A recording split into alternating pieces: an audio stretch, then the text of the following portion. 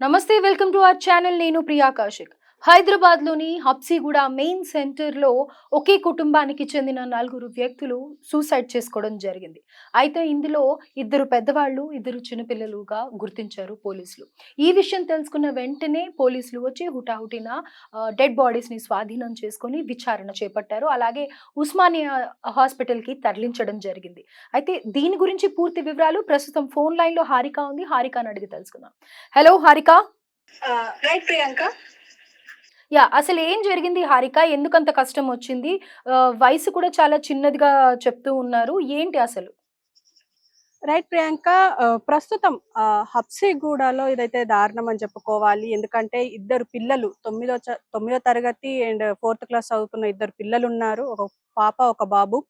And husband కూడా ఎక్కడైతే ఇప్పుడు కాలేజ్‌లో లెక్చరర్‌గా పనిచేస్తున్నారు.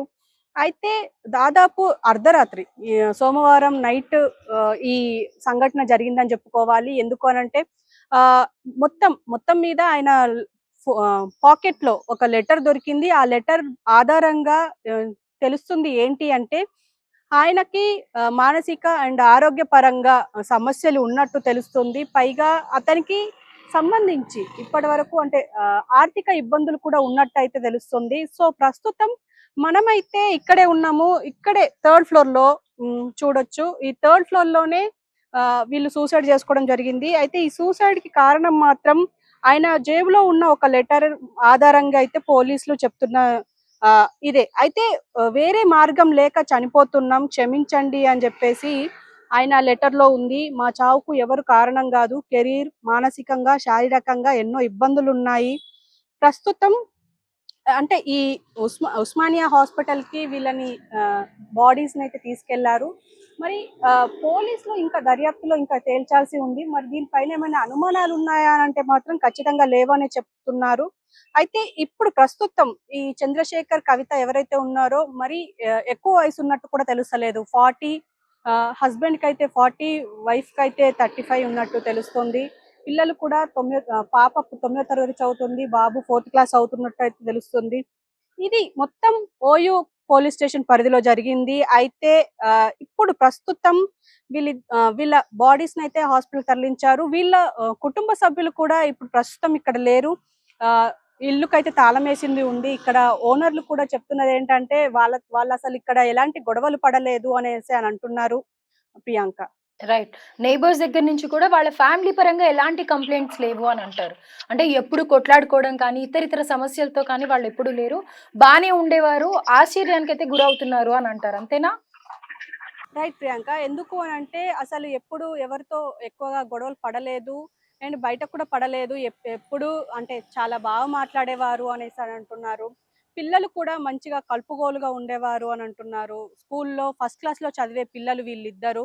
కానీ సడెన్‌గా ఏమైందో ఏమో పిల్లలిద్దరికీ విషం ఇచ్చి చంపి వాళ్ళిద్దరూ చనిపోయారా లేదా అని నిర్ధారించుకున్న తర్వాతే కవిత అండ్ చంద్రశేఖర్ రెడ్డి ఒకే గదిలో ఉరివేసుకున్నట్టయితే తెలుస్తుంది. మరి నైట్ అయితే దీనిపైన చాలా అనుమానాలుండే.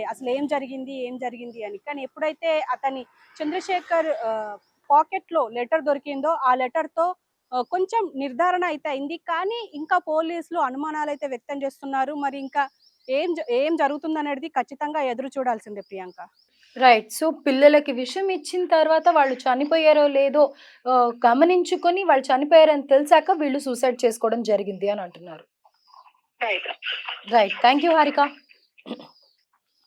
సో, ఏదేమైనప్పటికీ ఒక కుటుంబం ఇంత చెల్లాచెదురైపోయి అంత అమానుషంగా తమ కన్న పిల్లల్నే చంపేంత స్థితి వచ్చింది అంటే నిజంగా అతను ఎంత మానసిక ఇబ్బంది పడుతూ ఉన్నారో, అలాగే ఆవిడ కూడా ఏ తల్లి కూడా చేయకూడని పని తను చేసింది అని అంటే గనక ఇది డెఫినెట్‌గా హెల్త్ పరంగా అలాగే వాళ్ళ కెరియర్‌లో కూడా గ్రోత్ లేదు అన్న విషయము, at the same time financial problems వల్ల కూడా వాళ్ళు ఈ డెసిషన్ అయితే తీసుకొని పిల్లల్ని చంపేయడం కానీ, వాళ్ళు ఫ్యాన్‌కి హ్యాంగ్ చేసుకొని చనిపోవడం కానీ జరిగింది అని చెప్తున్నారు. అట్ ద సేమ్ టైమ్ వీళ్ళు ఎంత అనుభవిస్తున్నారో, ఏం అనుభవించారో తెలీదు కానీ, ఎప్పుడు కూడా చాలా కలుపుగోలుగా ఇంటి చుట్టుపక్కల వాళ్ళతో నవ్వుతూ, మాట్లాడుతూ ఉండేవాళ్ళని చెప్పి, పిల్లలు కూడా అంతే అని చెప్పి చుట్టుపక్కల వాళ్ళు చెప్తూ ఆశ్చర్యానికి గురైతున్నారు అని అనేసి చెప్తున్నారు. ప్రస్తుతం అదైతే అక్కడ వాళ్ళ చుట్టాలు కానీ, లేకపోతే వాళ్ళకి సంబంధించిన వాళ్ళు కానీ ఎవరు లేరని హారిక చెప్తూ ఉన్నారు. సో, అంటే ఫైనాన్షియల్ ప్రాబ్లమ్స్ ఇవాళ కాకపోతే రేపు తీరిపోతాయి. కానీ హెల్త్ వైస్ ఆయనకి డయాబెటిస్ ఉండడం కానీ, లేకపోతే నరాల వీక్‌నెస్ కానీ, లేకపోతే హెల్త్ వైస్ సరిగ్గా ఉండట్లేదు. నాకు 42 ఇయర్సే అన్న దీంట్లో ఒక్కొక్కసారి హెల్త్ వైస్ ఏమవుతుంది అనంటే గనుక డిప్రెషన్‌కి గురయ్యే ఛాన్సెస్ ఎక్కువగా ఉంటాయి. సో, ఆ డిప్రెషన్‌లోకి వెళ్ళిన మనిషిని, హస్బెండ్‌ని మరి వైఫ్ కౌన్సిల్ చేసారా? లేకపోతే ఇద్దరు మాట్లాడుకున్నారా? లేదో తెలీదు. అది భరించలేని స్థితి, అప్పులన్నీ చుట్టుముట్టాయి అన్న దీంట్లో ఆహ్, ఏది తేల్చుకోని స్థితిలో వీళ్ళైతే ఈ సూసైడ్ చేసుకున్నారు అని అనుకోవచ్చు. కానీ ఏదేమైనా గానీ అట్ లాస్ట్ ఎంత కష్టమొచ్చినా గానీ దానికి కూడా ఒక సొల్యూషన్ అనేది ఉంటుంది. మరి వాళ్ళ పరిస్థితిలో ఈ సమస్యకి ప్రాబ్లమ్ లేదు అని వాళ్ళు నిర్ణయం చేసుకొని, వాళ్ళది వాళ్ళే ఇంత ఘోరమైన నిర్ణయం తీసుకొని పిల్లల బంగారు భవిష్యత్తు 40 సంవత్సరాలు, 42 సంవత్సరాలు అతనికి అని అంటున్నారు.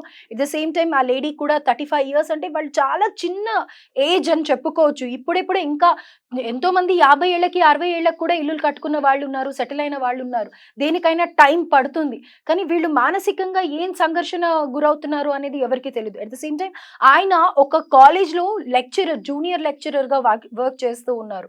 అలాంటప్పుడు ఒకళ్ళకి చెప్పే స్థితిలో ఎంతోమంది పిల్లలుంటారు. వాళ్ళ బంగారు భవిష్యత్తుని తీర్చిదిద్దేదే మాస్టర్. ఇదేంటి తల్లి, తండ్రి, గురువు అని అంటారు. దైవం అని అంటారు. గురువుది ఎంతో ప్రాముఖ్యతమైన ప్లేస్ ఉంటుంది.